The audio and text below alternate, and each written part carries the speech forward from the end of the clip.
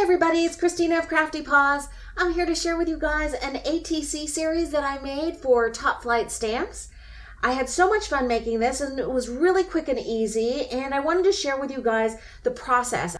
First of all, I made all of these ATCs out of Strathmore watercolor paper because I wanted to create this kind of faux wood grain but still have it be colorful. So I used these infusions that I got from Topflight stamps. This is Orange Country or County, Limoncello, and the Sage. And I also wanted to create kind of a reddish background in parts because I wanted to kind of allude to the desert heat. So I also included a Ken Oliver Crafts color burst in Merlot. And as you can see, the infusions that I laid down with Liquitex matte medium gave this really cool like wood grain texture because these infusions have walnut crystal pigments that blend or get mixed in with the wetness from the matte medium at a different rate than the pigment crystals. So it creates this beautiful kind of wood grain look. But you'll see that the Merlot, the Ken Oliver color burst, doesn't do that. I mean, this little section has a little bit of that wood graining, but that's really because of the crystals from the limoncello that I think, got mixed in over there. But you can see the Merlot is pretty flat as compared to the visual texture that you get from those infusions. And it was really easy. I just cut out strips of this watercolor paper and then brushed on with kind of a rundown paintbrush. I didn't want to use a nice paintbrush, so this is the one that I use for glues and matte mediums and stuff like that. I just blended it on, and then I sprinkled on a little bit of the powder, and then, it just pow, the colors are so vibrant. So that's how I prepped all of the papers.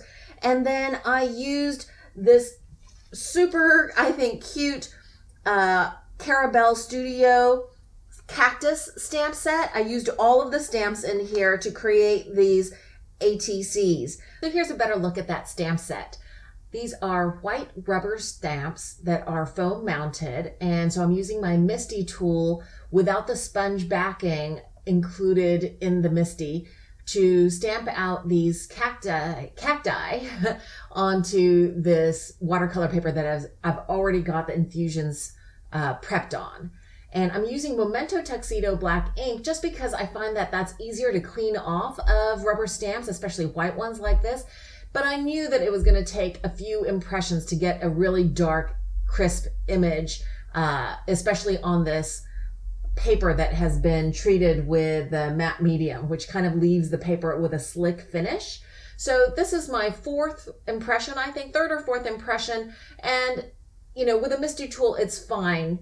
I end up cutting out this first cactus and realizing that because the surface of the watercolor paper with the matte medium is so slick, even though I had heat set this image off camera, it was smearing. You see that on my thumb there for a split second. So I'm stamping this out again on another scrap of paper that has been, color prepped.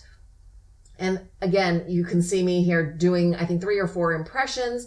And then I decide I'm going to emboss it with clear embossing powder. So that will for sure capture the ink and really set it in place so that it doesn't smear. Now I'm going to be fussy cutting this out. You can see me finishing up the heat setting there. I'm fussy cutting it out with my favorite spring-loaded Fiskars scissors, which I will link to below.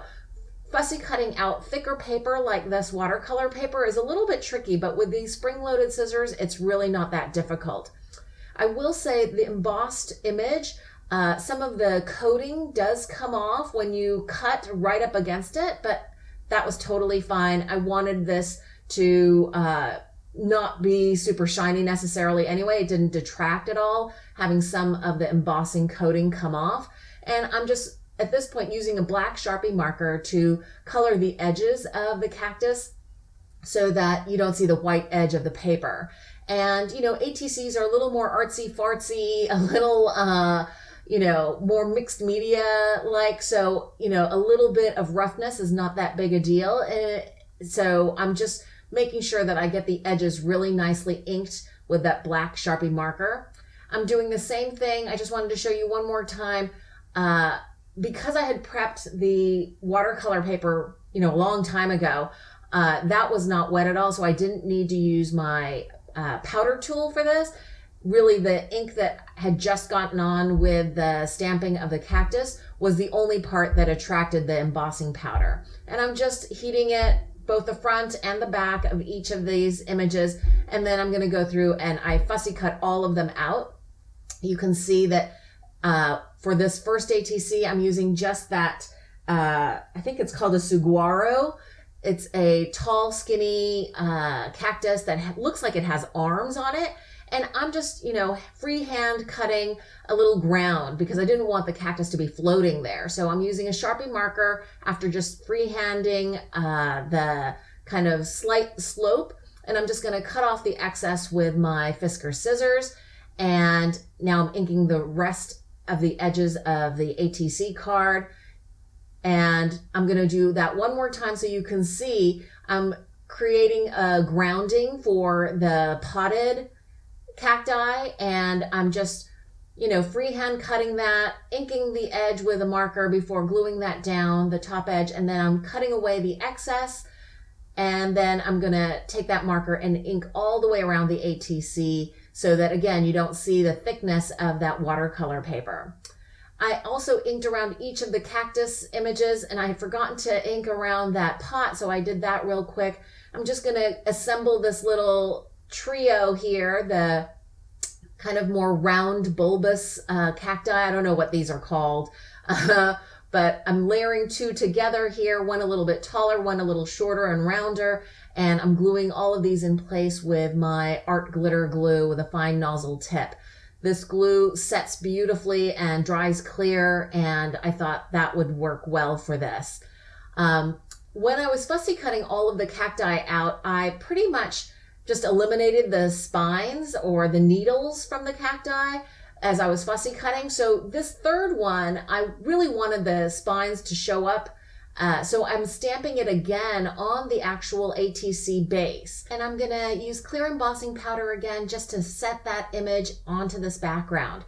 And this way I can glue on the first cactus that I had prepped on top of this totally embossed and set image on the background, and then it will look like the spines or needles on this cactus are all connected.